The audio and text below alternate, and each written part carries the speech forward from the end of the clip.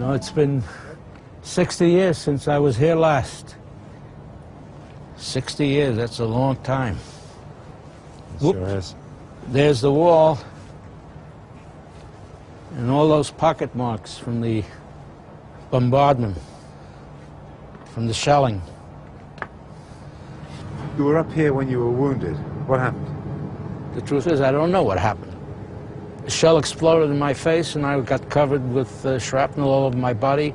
I couldn't see. I thought I was blind. The Israelis held on to Ramat Rachel, but the Arab Legion kept up the pressure on Jewish-controlled Jerusalem by cutting the supply route from Tel Aviv.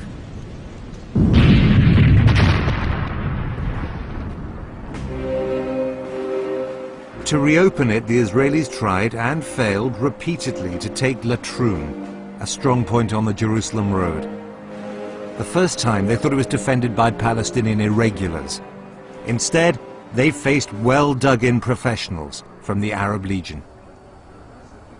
We were encountered by a tremendous fire of machine guns and mortars and so forth. The heat was absolutely about 40, 42 degrees and in the shadow.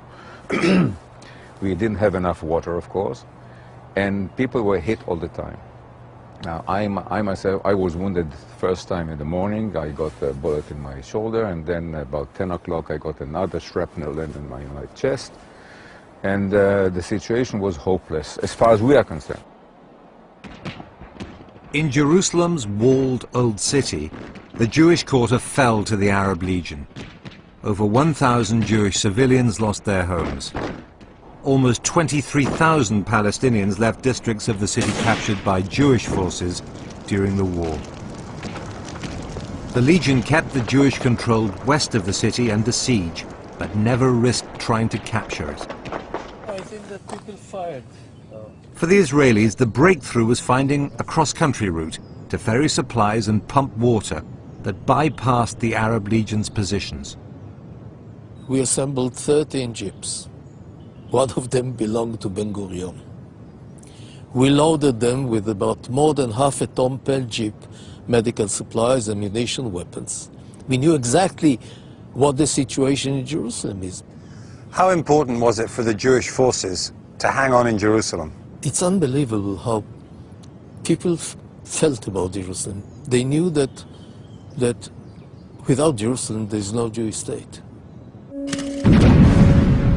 On the southern front, the Egyptian army advanced north towards Tel Aviv, avoiding smaller Israeli settlements.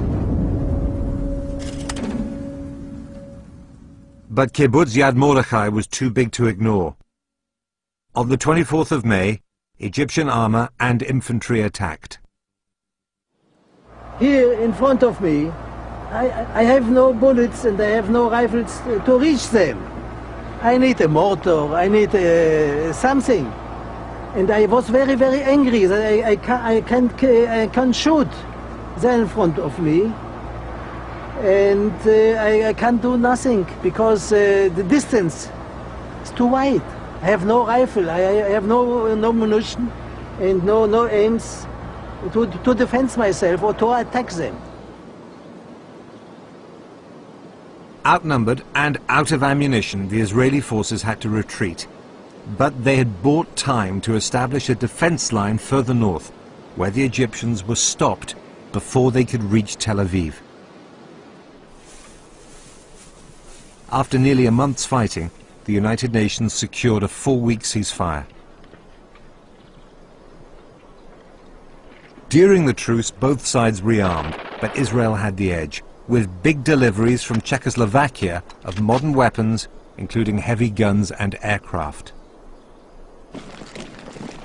Although hugely outnumbered by Arabs in the Middle East, Israel was always able to mobilize more soldiers.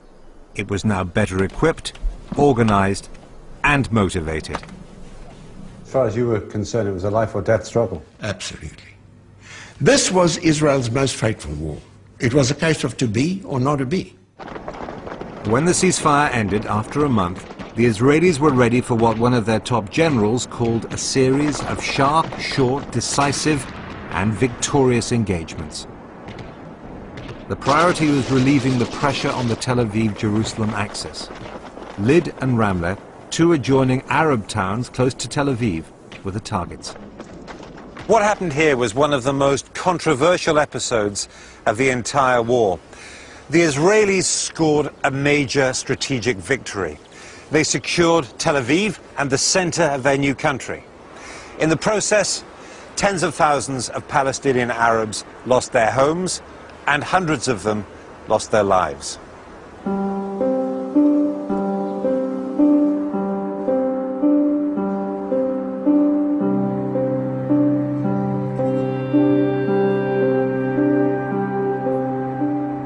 The Haganah killed dozens of Palestinians who were sheltering in a mosque.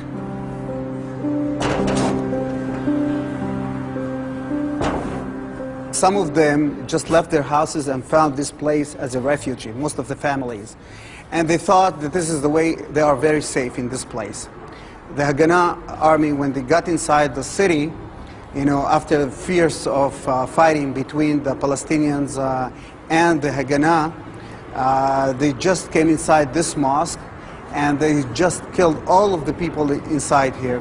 Women, children, old people. All of them were shot. It was a big massacre.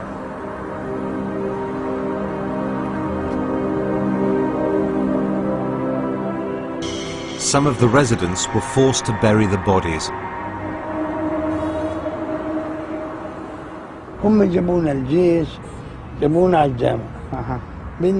The army took us to the mosque to take the dead to the cemetery. We entered one room. There were 60 or 70 bodies inside. Later they covered them with clothes and poured petrol and set them on fire. There was a woman dressed in peasant clothes. Next to her were two little girls. We carried them and put them over there. They were the only ones who had a proper burial.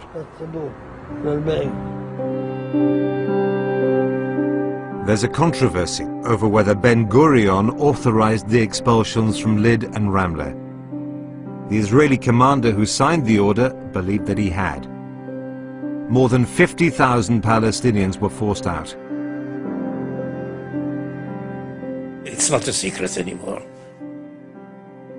It was called Shoalei Shimshon, the woods of Samson. With jeeps, with machine guns, it's not a secret anymore. Many things we did, we regret until today. We regret until today. And I think that, well, but in war you make mistakes.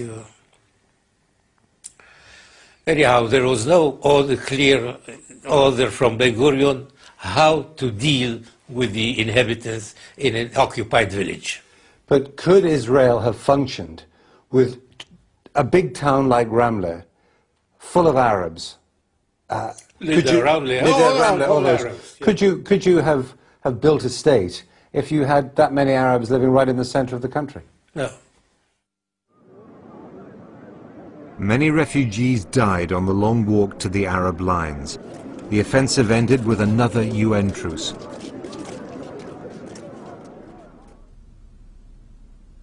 In 10 days of fighting, the Israeli general, Igal Alon, estimated that 20% of the effective Arab fighting force had been lost, and the War of Independence won, though not ended.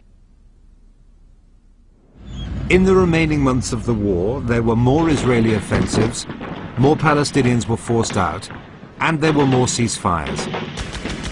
Of the invaders, only the Arab Legion in Jerusalem and the West Bank could claim any success. The others were humiliated. When the Second War came, it was not in favor of the Arabs. It was totally in favor of the Jews, because there the Jews were able to make victory in Naqab, in the south, and against the Syrians and Lebanese. We were left alone in the West Bank, defending ourselves. By the time Israel seized the last corner of the Negev desert in March 1949, armistice talks had already started. Yad Mordechai was recaptured,